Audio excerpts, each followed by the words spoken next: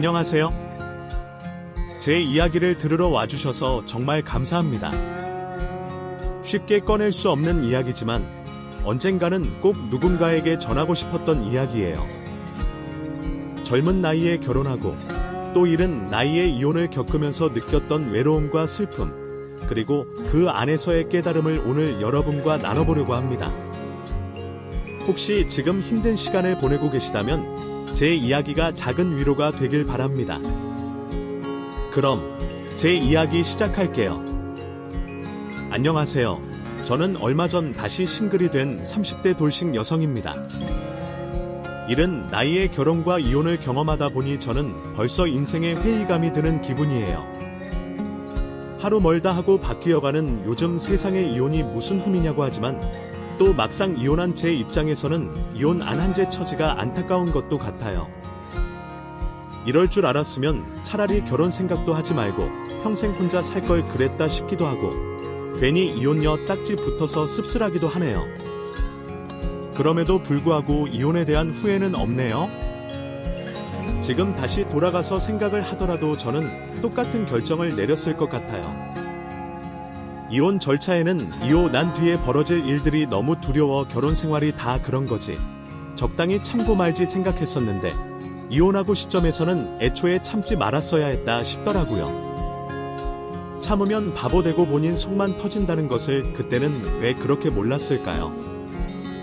제 스스로 그렇게 생각하고 싶진 않았지만 사위는 손님이고 며느리는 약자라는 인식이 제 머릿속에도 박혀 있었던 모양이에요.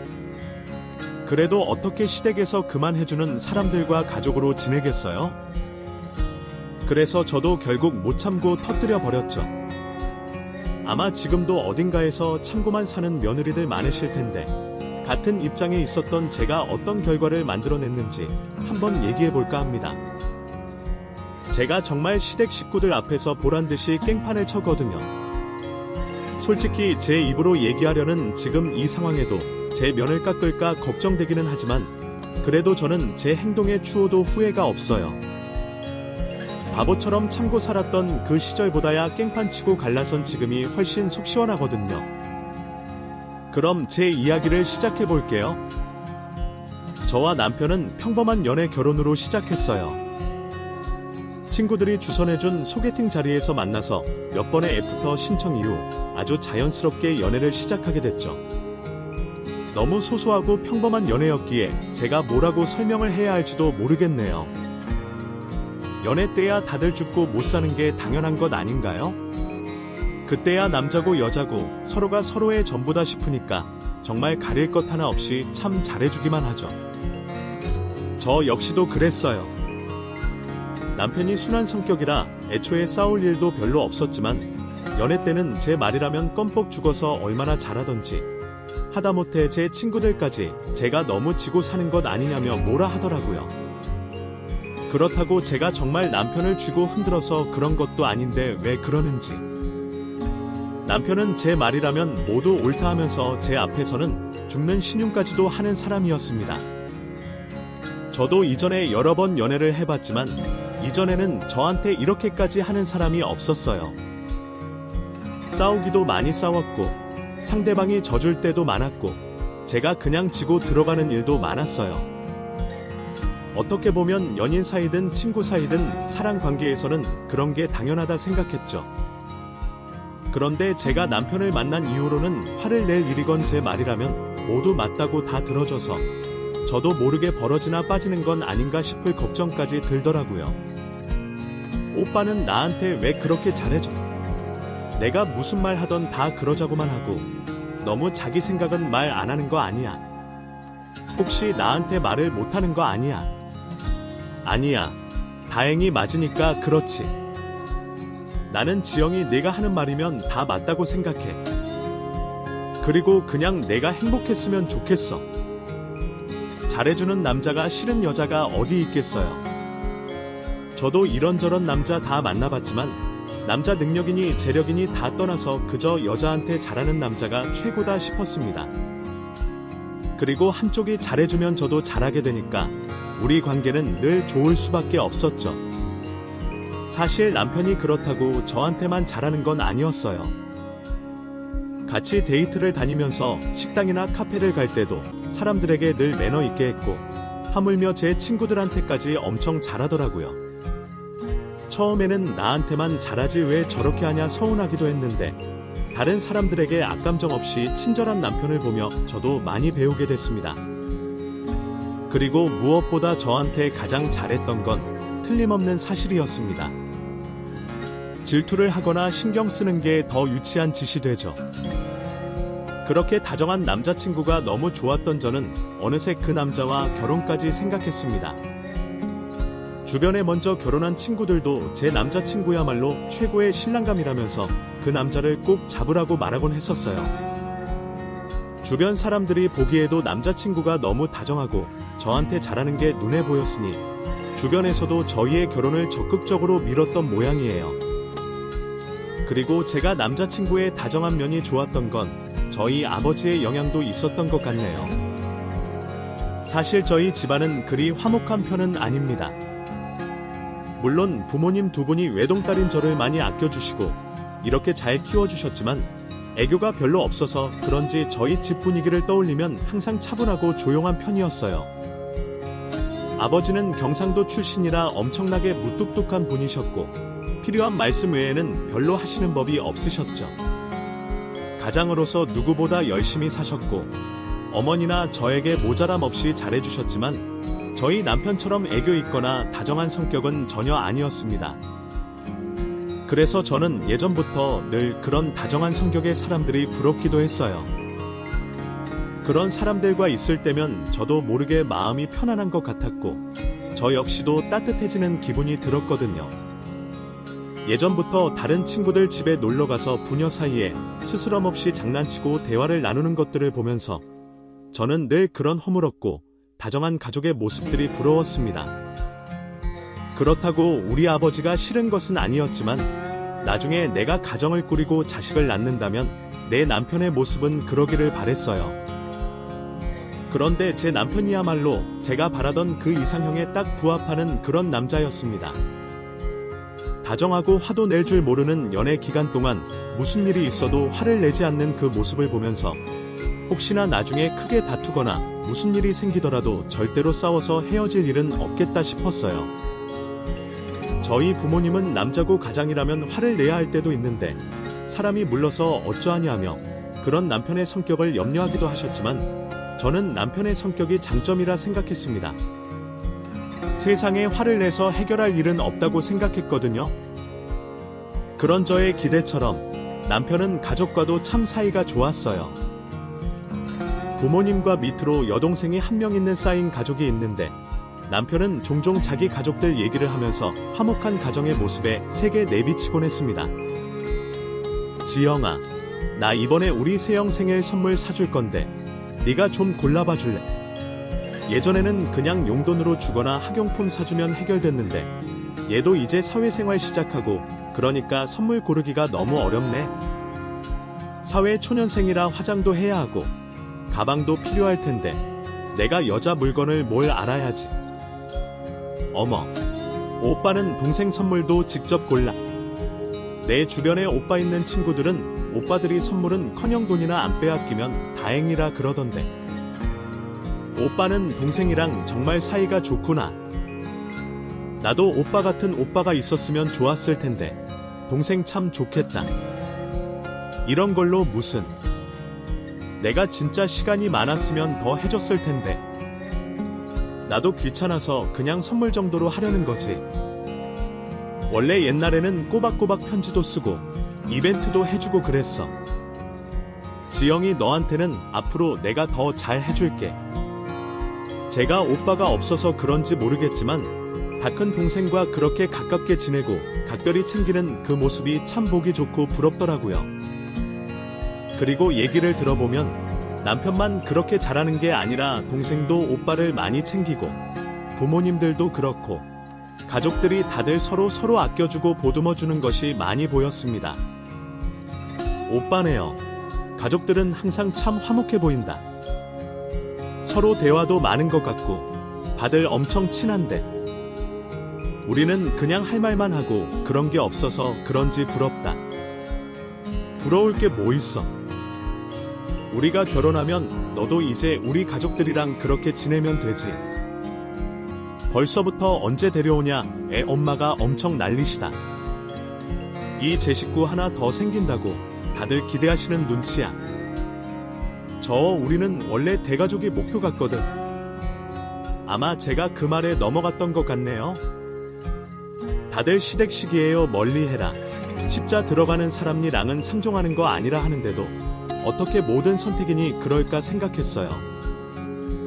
결혼해서 잘 사는 사람들도 많고 TV에 나오는 가족이들을 봐도 정말 며느리를 내 딸처럼 자식처럼 생겨주시면서 고부간의 사이가 돈독한 가족이들도 많잖아요. 근데 그게 내가 아닐 거라고 누가 생각을 할 수 있었겠어요. 다정한 남편의 모습과 예비 시댁 식구의 성품을 떠올리면 당연히 잘 지낼 수 있을 거라는 예상만 할 수밖에 없었습니다. 그렇게 저희는 2년간의 연애 후 양자 집안에 인사를 드리며 결혼을 준비하기로 했습니다. 제 나이도 벌써 서리가 코앞에 다가왔고 남은 저보다 3살 더 많았기에 그쪽 집안에서도 결혼을 서둘렀으면 하시는 눈치셨어요. 이미 1년 전부터 결혼 소식은 없는지 집에 한번 올 생각은 없는지 물어보셨지만 그동안은 저희가 일 때문에 바쁘도 했고 딱히 결혼 계획이 결정되지 않았던 탓에 먼저 인사를 드리지 못했었죠. 남자친구가 찾아뵙겠다 얘기를 전했는데 저희는 아직 결혼 얘기 오가는 것도 아닌데 괜히 부담이 된다며 마다하셨거든요. 그래서 결혼 얘기가 결정이 나고 나서야 저는 시댁을 방문할 수 있었습니다. 저도 부담되고 긴장이 많았지만 그동안 들어왔던 취득 분위기에 대한 기대 때문인지 내심 궁금한 것도 많았어요. 다들 어떤 분이실지, 얼마나 다정하실지 저를 반겨주실 거라 기대하고 있었습니다. 그렇게 예비 시어머니의 선물을 들고 인사를 드리러 갔던 저는 예비 식구들의 환영을 받았어요. 시 페런치님은 물론이고 저보다 2살 어린 시누이까지 모두 현관 앞으로 나와 저를 맞아 주더라고요. 오느라 고생했어요. 불편할 텐데 괜히 집으로 오라 그랬나 모르겠네? 그래도 이제 식구가 될 사이인데 결혼 전에 우리 사는 것도 좀 보여주고 손님보다는 식구처럼 밥 한번 차려주고 싶어서 집으로 오라고 했어요. 뭘 좋아하는지 몰라서 내가 차린 음식들로 차렸는데 다 잘 먹어요. 예, 어머니, 저 다 잘 먹어요. 괜찮습니다. 우리 집 식탁이 4인 식탁이라서 말이에요. 나중에 결혼하면 식탁을 바꾸던지 해야겠네. 오늘은 불편해도 앉아서 좀 먹어요. 식탁에 앉든 밥상에 앉든 그게 무슨 상관이겠어요. 저는 그저 제가 온다고 이렇게 신경 써주시고 차려주셨다는 것에 감사해서 이미 큰 감동을 받은 상황이었습니다. 어머님의 음식 솜씨가 좋다고 하시더니 정말 요리책에서 본 것 같은 식사들이 한 상 가득 차려져 있더라고요. 새벽부터 장 봐서 바쁘셨더라도 얘기는 들었지만 그건 정말 기대 이상이었네요. 제 기대보다 더 저를 반겨주시는 예비 시댁 식구들 덕분에 저는 정말 기쁜 마음으로 식사를 마칠 수 있었습니다. 그 뒤로 서둘러 상견례 날짜를 잡았고 저희들은 조용한 식당에서 드디어 상견례를 할 수 있었습니다. 저를 반겨주셨던 것처럼 3년의 자리에서도 분위기는 참 좋았어요. 서로 자식 자랑에 부모님들끼리 덕담이 이어지고 상견례 자리에서도 시댁 식구들은 서로 반찬을 넘겨주며 참 다정한 모습에 보여주더라고요. 어머, 가족들이 참 돈독하고 화목해 보이네요. 자녀분들도 어쩜 이리 들 잘 키우셨는지 다들 선하고 너무 예쁘네요. 아예, 무슨 말씀을요. 지영도 못지않죠. 사돈 이야말로 외동딸 하나고 깨 키워서 이렇게 보내시려니 얼마나 속이 상하시겠어요. 저 같아도 아까워서 결혼 못 시킬 것 같네요. 그래서 저는 우리 세영은 좀 오래 끼고 있을까 싶어요. 얘도 내 5년이면 30이지만 저한테는 아직도 3살짜리 같아서 어디 내놓기가 크네요. 우리 세영도 새언니처럼 야무지면 참 좋을 텐데 말이에요. 이 동생도 아주 야무지고 똑 부러져 보이는데요. 뭐해? 저희는 우리 딸 결혼하는 날만 기다리고 있어서 그런지 섭하긴 해도 시원하기도 하네요. 애들 결혼시키면 저희는 시골 내려가서 귀농할까 생각 중이에요. 먹으러 시군요? 그러면 친정이 멀어져서 우리 지영이가 너무 아쉽게. 그래도 저희가 있으니 얼마나 다행이에요. 물론 사돈이 자주 올라오시면 더할 나위 없이 좋겠지만 앞으로는 제가 근처에 있으시면서 지영이랑 서로랑 잘 챙기겠습니다. 사실 괜히 사돈이 섭섭해 하실까봐 말씀을 못 드렸지만 저는 지영이가 벌써 제 딸 같고 그러네요. 그러니까 걱정하지 마시고 내력하셔도 마음 푹 놓으세요. 치엄마, 우리는 정말 엄마랑 딸같이 잘 지내보자. 그러면 이러다가 엄마랑 세영이랑 더 친해져서 나 왕따 당하는 거 아니야. 나도 꼭 같이 놀아줘야 해 언니. 정말 어디 드라마에서나 나올 법한 그런 상견례 분위기 아닌가요? 제 입으로 얘기하겠니 낯간지럽겠지만데 제가 결혼했을 때 3년의 분위기가 정말 그랬어요. 시 부모님들이 얼마나 다정하시고 말씀이 많으신지 그 무뚝뚝하다 던 저희 아버지도 몇 마디를 못할 정도였으니까요. 덕분에 저는 한시름 놓이는 기분이 기도했어요. 혹 이어 상견례 자리에서 어색해서 대화도 없으며 어쩌나 싶었는데 분위기가 좋으니 정말 다행이었죠. 상의할 문제들도 서로 양보해가면서 조율이 잘 됐고 상연애가 끝난 뒤에도 저희 엄마가 사돈이 너무 좋으시다며 좋은 시즌 만나 다행이라 하시더라고요. 부모님의 걱정이 없으시다니 저도 더 이상 결혼에 대한 걱정은 없었습니다. 그럼에도 결혼을 준비하면서 이것저것 신경 쓸 것도 많았고 스트레스 받는 일도 많았지만 시즌에 관련한 문제는 아무것도 없었어요. 자꾸 다른 사람들과 비교해서 좀 그렇지만 친구들 중에는 혼순이 예단이니 하면서 한 번쯤은 문제들이 벌어지던데 저희 신화에서는 정말 아무런 문제 없이 넘어갔고 오히려 시어머니는 젊은 애들이 알아서 잘할 거라며 상견례 이후로는 연락도 한 번 없으실 정도였어요. 그래도 이런 건 어머님한테 여쭤봐야 하는 거 아니에요. 하객들 답례품도 같이 골라야 할 것 같은데. 애 진짜 괜찮다고. 엄마는 우리를 완전히 전적으로 믿고 계셔. 아니, 사실 내가 아니라 지영이 너를 믿고 계신 거지. 몇 번 봤다고 내가 똘똘하다니, 야무지다니는 이 아주 나보다 너를 더 믿으신 것 같아. 그래도 내가 아들인데 말이야. 어머니가 정말 그러시면 다행이지만 그래도 어른들의 의견도 있으실 텐데 걱정이네. 그래도 해서 어머니가 딱 믿어주신다니까 기분은 좋다. 그럼 나도 어머님 실망시키지 않으려면 더 열심히 해야겠다. 끝이 시즌에서는 사소한 거라도 터치 한 번이 없었고 순한 남편은 제가 고르는 건 다 좋다고 하고 덕분에 결정에 고민이 더 심했지만 어찌됐든 싸울 일은 한 번도 없었어요. 저도 결혼에 대해 이것저것 얘기를 너무 많이 들어서 그런 건지 걱정이 있었는데 그런 저의 걱정은 저 멀리 날아간 지가 오래였습니다. 그 뒤로 결혼식도 무사히 잘 치러졌고 신혼여행도 잘 다녀왔어요. 결혼 후에도 별 문제는 없었습니다. 아니, 없다고 생각했었죠. 신화에서는 이상하다 싶을 만큼 저를 찾지 않으셨는데 오히려 신화에서 저를 너무 찾지 않으십니까? 저는 너무 편한 것이 불만내 정도 했어요. 거페런치님은 제게 안부 전화를 바라시지도 식캠 방문을 요구하시지도 않으셨습니다. 그래도 멀리 사는 것도 아닌데 한 달에 한두 번씩은 만나봐야 하는 것 아닌가 했는데 둘 다 일하느라 바쁠 텐데 뭐하러 굳이 시간 내서 오냐, 오히려 저를 오지 말라 하시더라고요. 그래도 남은 물건 챙긴다, 뭐 갖다 드린다 하면서 식캠에 종종 갔지만 그럴 때마다 남은 혼자 갔었지 저를 데리고 간 적은 몇 번 없었습니다. 그래서 저는 자주 뵈면 한 달에 겨우 한 번 볼까 말까 했고 지 페런치님과 통화를 한 적도 손에 꼽혔던 것 같아요. 다른 집 며느리라면 상수 들고 환영할 일인지 모르겠지만 저는 그런 게 왠지 섭섭한 기분이 들더라고요. 결혼하면 저도 그 집 식구들의 일원이 될 줄 알았는데 식캠 단톡방에도 초대해 주시지 않으시고 무슨 일이 생길 때면 저한테는 말씀을 안 하시니 오히려 소외감이 드신다고 해야 할까요?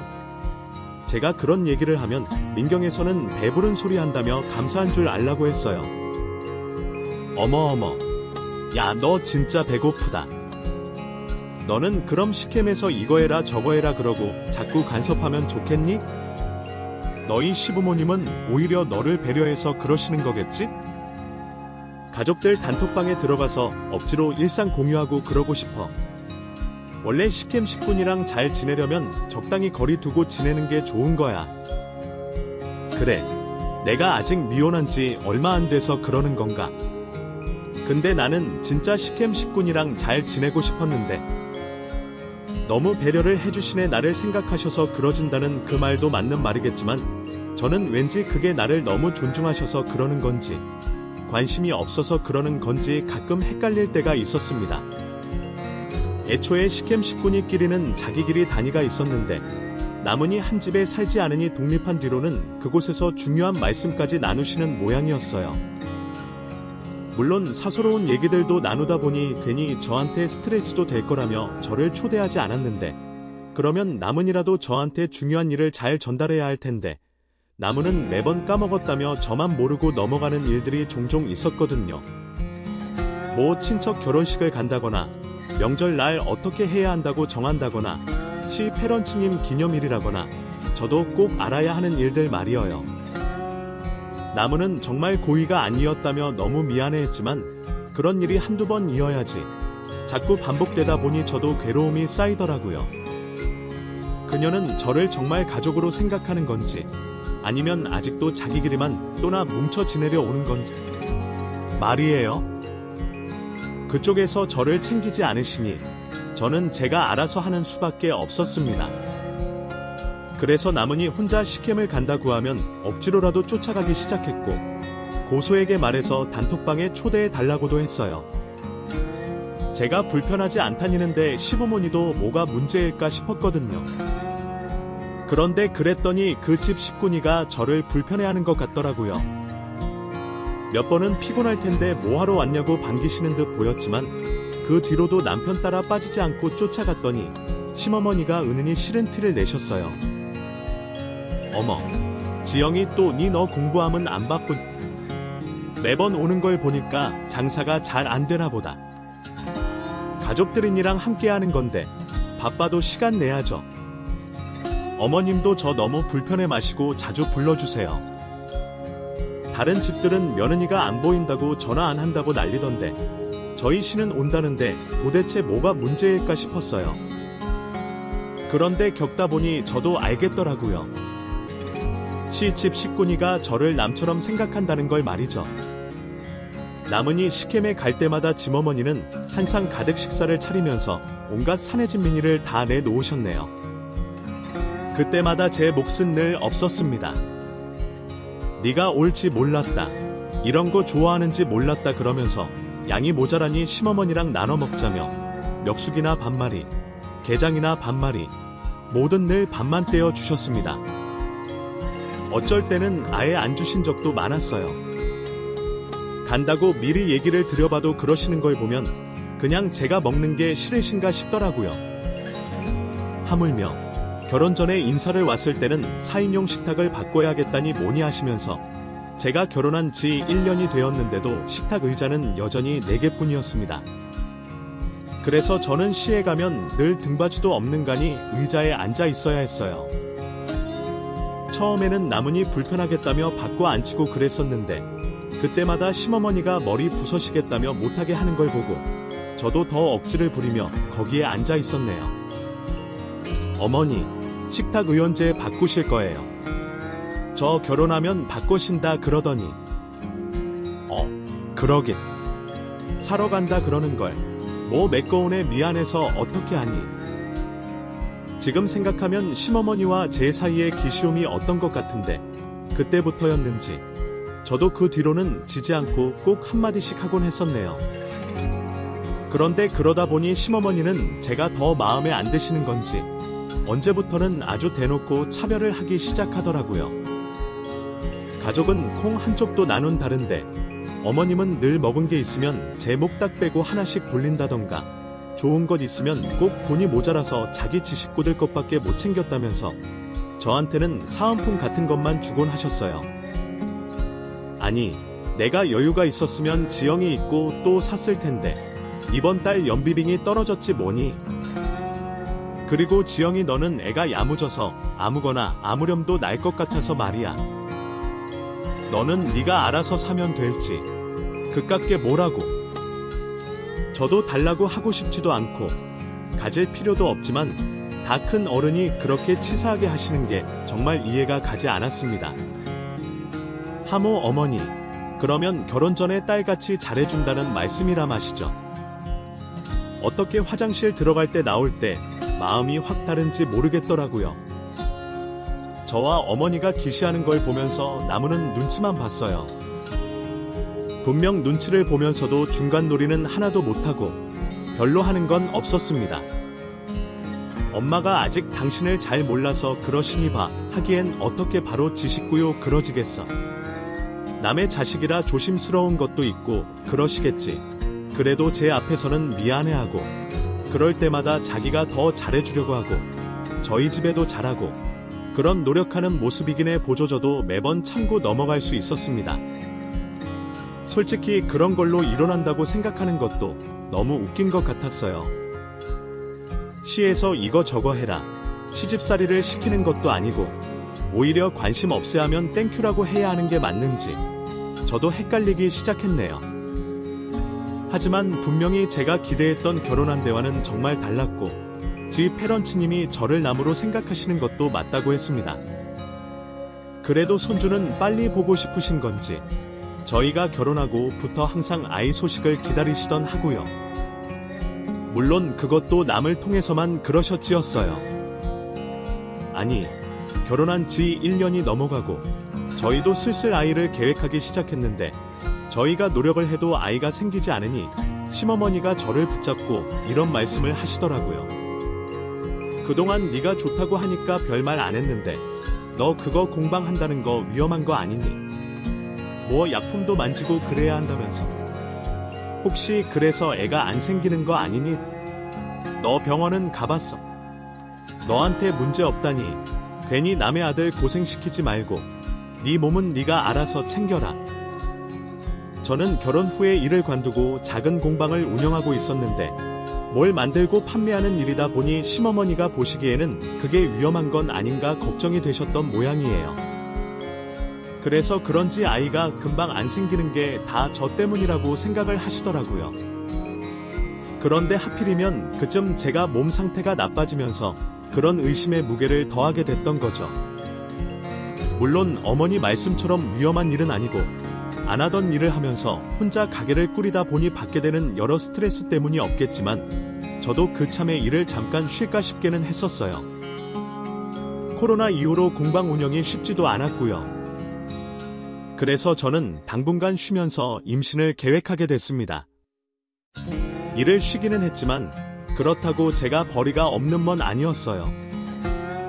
부모님이 저를 결혼시키시면서 살던 집에 건물을 올리시고 시골로 내려가시는 바람에 제가 부모님 건물을 대신 관리하고 있었거든요. 그곳에서 얻는 수익의 일부를 애 수고비 명목으로 받고 있었고 제가 운영하는 공방도 부모님 건물에서 하고 있던 거였어요. 어쩌면 그래서 제가 일을 쉬는 게 큰 고민이 없을 수가 있었죠.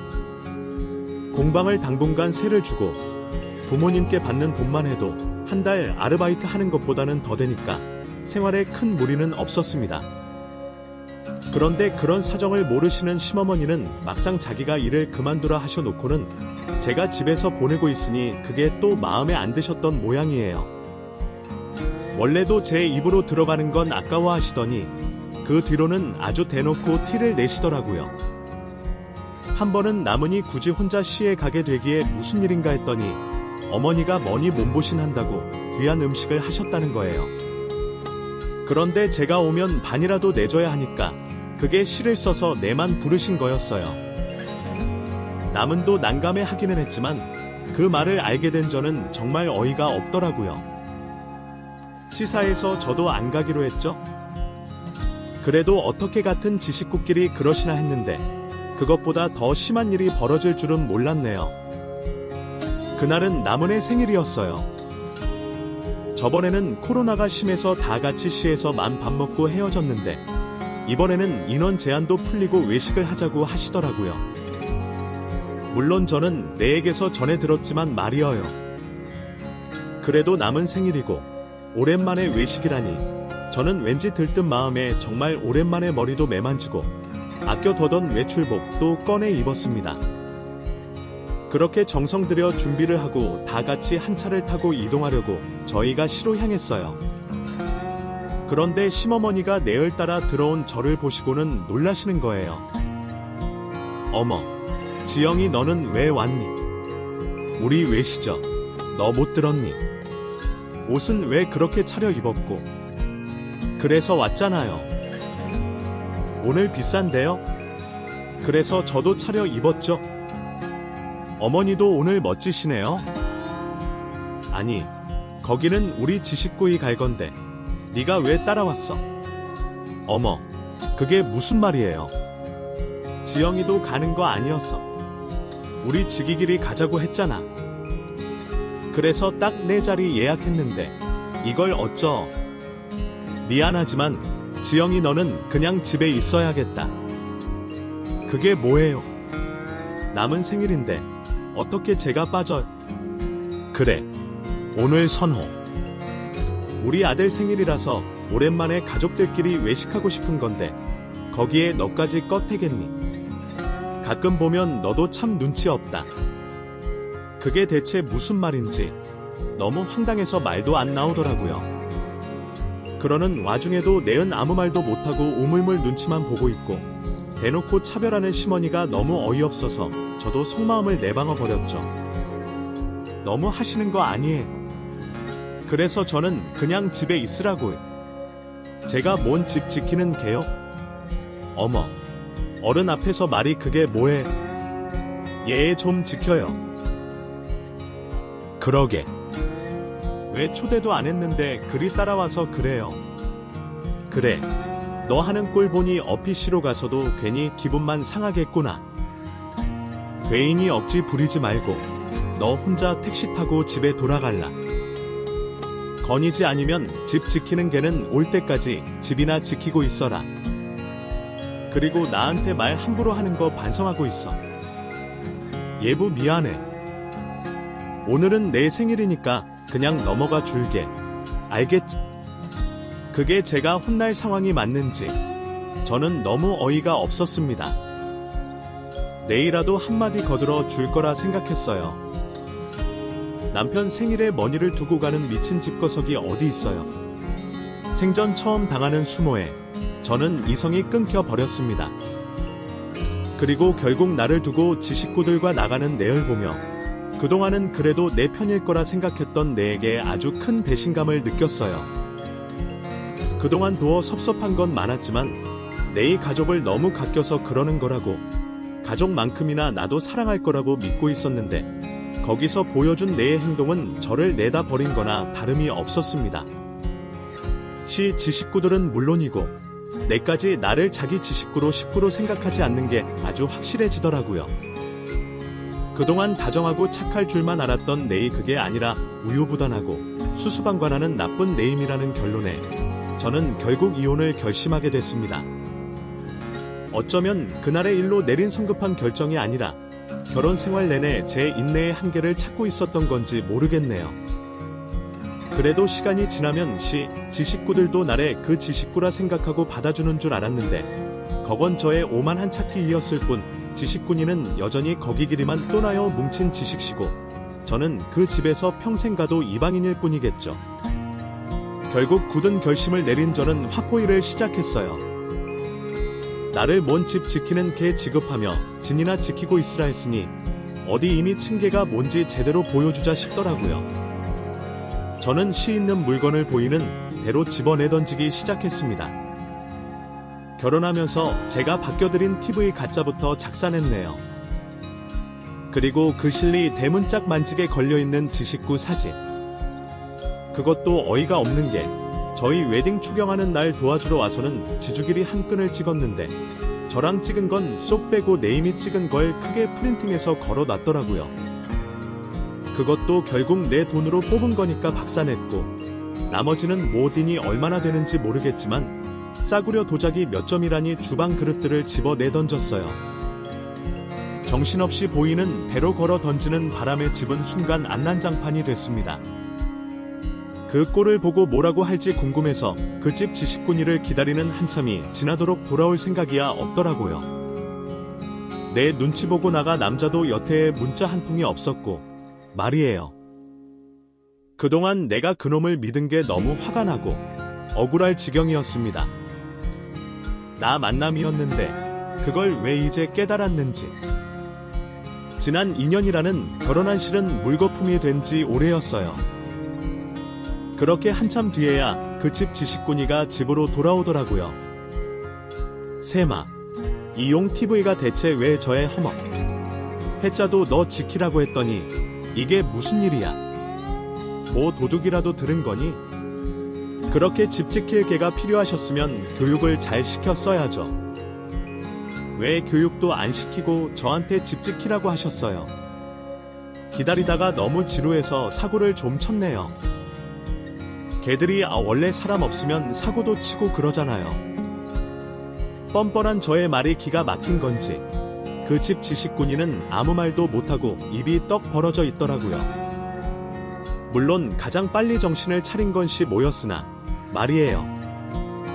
시모는 제 말에 이지를 잃었는지 갑자기 저에게 달려들어 머리채를 잡아 뜯습니다. 얼굴도 핥히고 목도 좀 뻗떡한 것 같더라고요. 네 개가 뜯어 말려서 거기서 그쳤지만 저는 나중에 그걸로 진단지를 끊었어요. 또는 그 자리에 억이 실리였던 저는 이혼하겠다고 선언했고 혼자 집으로 돌아갔습니다. 그날은 또 네이 서둘러 따라와서 이곤 안 하니 많이 그러는데 그동안 본드 붙인 줄 알았더니요. 그날은 참 많이도 떠들더라고요. 그거나 말거나 저는 비밀번호도 다 끄고 이혼 준비를 시작했어요. 그리고 재물 송편 임원이 나를 고소하겠다는 시에요. 시모를 포키로 고발한다는 고소를 보내줬죠. 서로를 끔찍히 아끼는 그 집 자니들이 지기 엄마니가 경차에서 들락히는 꼴은 못 보게 했던 모양이에요. 어피시 나를 고소해봐야 돈도 제대로 못 받겠다 싶었는지 고소는 취하하더라요. 결국 맞고소는 일단락 되었고 너 뒤로 너는 무시히 희비 이안을 할 수 있었습니다. 겨우 2년 살았고 반발은 결혼했으니 헤어질 때도 그대로 반으로 나눠서 갈랐었네요. 솔직히 이 오늘 하이라 부모님 걱신이 제일 많았는데 생각보다 저희는 부모님 반응은 덤덤하시더라요. 살다가 안 맞으면 이한이 할 수도 있는 거지. 나는 네가 참다가 병 나는 게 더 싫다. 요즘 너세에 이니 뭐 흠이 사고. 그래 네가 싫다면 헤어지는 거지. 더 유한 너도도 있을 거야. 아니면 평이히나 살아도 했고. 저를 다독여 주시는 부모는 그래도 너희가 걱신되셨는지 제게 거리하던 건물에 증여해 주셨습니다. 부모님께는 늘 감사하고 죄송한 마음비리였네요. 덕에 너는 건물을 증여받은 걸 어떻게 알았는지 얼마 너의 지미가 신어이랑 전이를 찾아왔더니라고요. 너 구물 있던 거 뭐 말 안 해줬어. 그거는 쏙 빼놓고 희비 이건을 했니? 너 재산을 은이는 희것도 범치 인고 뭐니? 너 정말 힐나고 싶지 않으니 지금이라도 서너한테 구물에 판갈라 해라. 내가 빌려받은 9월을 나눠야 달라니 무슨 빌도 안 되는 소리를 하는 희건지. 그 희집 거십구요의 본모섬을 뒤늦어서야 다 보게 됐네요. 희안 희마당에 하루빨리 다 희고 싶었는데 절에 가만히 두지 않네요. 지금 지게 말이 된다고 생각시서 희런이는 거예요. 정말로 지때 그냥 고소취하 희니고 경찰서에서 만날 거 하니 봐요. 나도 지나마 미련이라고 봐줬더니 어디서 말도 안 희는 소리를 희고 희세요. 어머머, 너 지임 어른한테 무슨 행패야. 언니 너 희도 너무 머니는 거 아니에요. 그래도 한때 힘씨했던데 우리 모마니테 말 조심해요. 너는 아무도 모르는 닥치고 희어. 저번에 지방 깽판 희놓은 걸로 모자라 쉬나봐요. 지때 제가 희만큼 미친 개인지 희어드렸다 희 생각했는데 희 쉬운 거면 다시 희번 희어드릴까요? 지은 희마당에 더 쪽 팔릴 희도 없고 힐릴 것도 희어요. 히드님 따님이 회사 사서 희번 날 이치어드릴까요? 보고 싶으세요? 어머머 애 완전히 희쳤구나. 얌전한 애 힐 줄 알았더니 희말이야. 희nin이 정말 관점 희쳤구요. 제 감미 치이고 희시시였으면 다행이에요. 희요. 미친 어른들 상대 희려 하니 똥기이고 희줘야 희니요. 희니 희드셨습니까? 연이 이만 돌아가 보세요. 제가 흰다면 희는 희라민 희것을 알았는지 더 희상시 말 희니 돌아가더니요. 그 너로는 내도 너대 쪽에서도 희무 연락 맺었어요. 저라고 정말 미친 희도 아니고 희렇게 희고 싶지도 않았지만 정말 희친 민들 입에서는 똥같이 희렇게 해야 통이는 희 같아요. 덕이에 너로는 시 힐 희니 조용히 지낼 수 있었고 저는 지임 다시 시된 희글 리푸스를 아주 잘 즐기고 희습니다. 제가 희마디 드리고 싶은 희습은 굳이 나를 지식구로 희각히 아니는 민들한테 지족 실험 힐 희필요 희다는 거예요. 진짜 지족, 진짜 부모님한테 힐 희기에도 너무 희가운 희간들이 자니요. 그걸 희재야 희게 된 저는 희이로도 저희 민들님에게 만힐 희려고 희요. 그래서 더 힘차이 힐 거고요 희. 오늘 제 이야기를 끝까지 들어주셔서 진심으로 감사합니다. 이 영상이 누군가에게 작은 위로가 되었기를, 그리고 같은 아픔을 겪은 분들에게는 공감이 되었기를 바랍니다. 혹시 이 영상이 마음에 닿았다면 좋아요와 구독, 그리고 주변에 공유해 주시면 큰 힘이 됩니다. 앞으로도 따뜻한 이야기로 찾아올게요. 고맙습니다. 건강하세요.